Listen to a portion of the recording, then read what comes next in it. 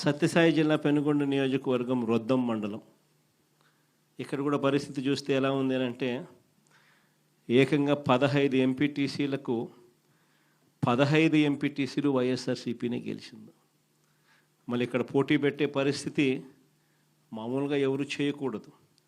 ఇక్కడ కూడా ఎంపీపీ చనిపోయిన పరిస్థితుల మధ్య ఇక్కడ ఎంపీపీని ఎన్నుకునే ఉప ఎన్నిక జరుగుతూ ఉంది. ఇక్కడ కూడా తారుమారు చేయడానికి చాలా కష్టపడ్డాడు.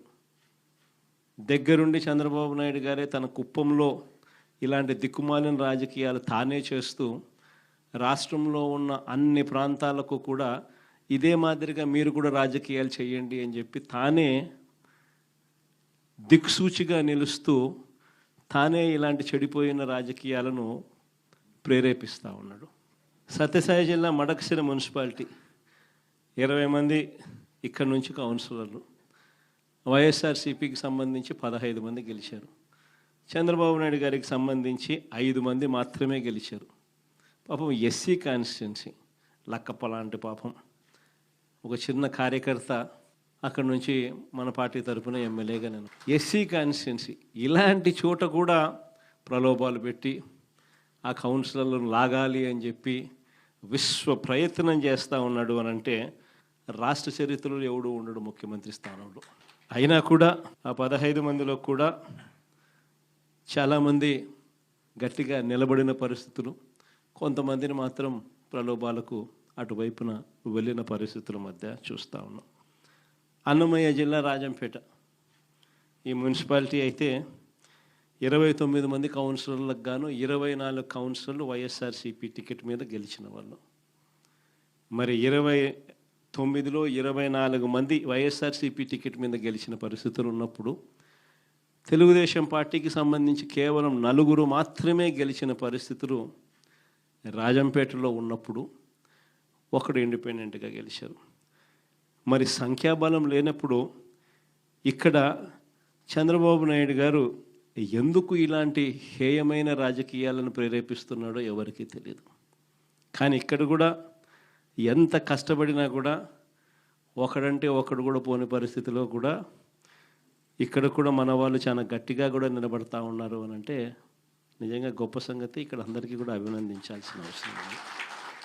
ఎందుకు ఈ విషయాలన్నీ చెప్తా ఉన్నానంటే నాయకుడు అనేవాడు ఎలా ఉండాలి అనేదానికి నిదర్శనం.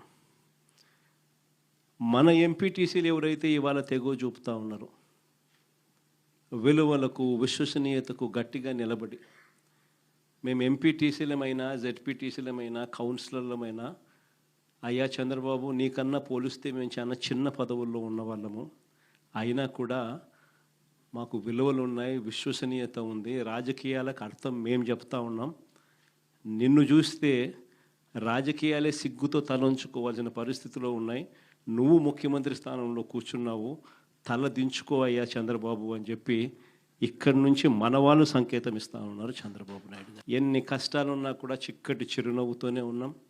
చిక్కటి చిరునవ్వుతోనే ప్రజలకు చెప్పిన ప్రకారం మేనిఫెస్టోలో ఏదైతే మాట చెప్పామో ఆ చెప్పిన ప్రతి మాట కోవిడ్ లాంటి కష్టాలున్నా కూడా మీ జగన్ ఏ రోజు కూడా బటన్ నొక్కడంలో ఏ రోజు కూడా వెనకడుగు వేయలేదు. నేను ఒకటి చెప్తా ఉన్నా. ఈరోజు కార్యకర్తలు పడుతూ ఉన్న బాధలు నా కళ్ళతో నేను చూస్తూ ఉన్నా.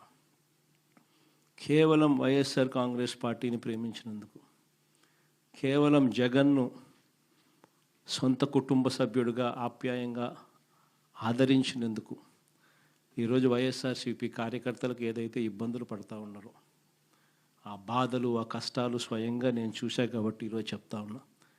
ఇక నెక్స్ట్ వచ్చే జగన్ 2.0లో మాత్రం పరిస్థితి ఇటు ఉండదు అని చెప్తాను.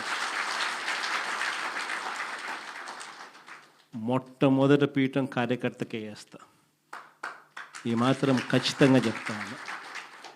ఈరోజు ఎవరెవరైతే పోలీసులు, ఎవరెవరైతే అధికారులు, ఎవరెవరైతే మిమ్మల్ని ఇబ్బందులు పెట్టారో అందరి పేర్లు నోట్ చేసుకోండి. నేను చెప్తా ఉన్నా, మీరు నోట్ చేసుకోండి. ఒక్కొక్కడిని మాత్రం యూనిఫామ్కున్న వాల్యూ ఏమిటి అనేది వాళ్ళకి అర్థం కావాలి. యూనిఫామ్ అంటే ప్రజలకు మేలు చేయడం కోసం యూనిఫామ్, అంతేగాని అధికారంలో ఉన్న వాళ్ళ కోసం సలాములు కొడుతూ గులాంగిరి చేస్తూ ఇటువంటి చిత్రహింసలు పెట్టే కార్యక్రమం ఈరోజు ఏదైతే జరుగుతూ ఉందో దీనికి తెర పడాలి అని అంటే ఏదైతే నువ్వు విత్తినావో అది ఎలా పండుతుంది అనేది నీకు తెలిస్తేనే ఇంకొకసారి నువ్వు ఆ ఇత్తనం ఇత్తడానికి నువ్వు భయపడే పరిస్థితిలోకి నువ్వు వచ్చినప్పుడే ఇది జరుగుతుంది. కాబట్టి ఈసారి మాత్రం ఖచ్చితంగా మెసేజ్ ఖచ్చితంగా పోతుంది. ఎవడెవడైతే అధికారి, ఎవడెవడైతే వైఎస్ఆర్సీపీ కార్యకర్తను ఎవడెవడైతే ఇబ్బంది పెట్టాడో వాళ్ళందరినీ కూడా చూస్తూ ఊరుకోము. చట్టం మీద దోషులుగా నిలబెడతాము. ఒకవేళ వాళ్ళు రిటైర్ అయిపోయి వెళ్ళిపోయినా, లేకపోతే వాళ్ళు దేశం విడిచిపెట్టిపోయినా కూడా ఎవరిని వదిలిపెట్టం. సప్త సముద్రాల అవతలున్నా కూడా అందరినీ కూడా పిలిపించే కార్యక్రమం చేస్తాం. పిలిపించిన తర్వాత సినిమా మామూలుగా ఉండదు. సినిమా మాత్రం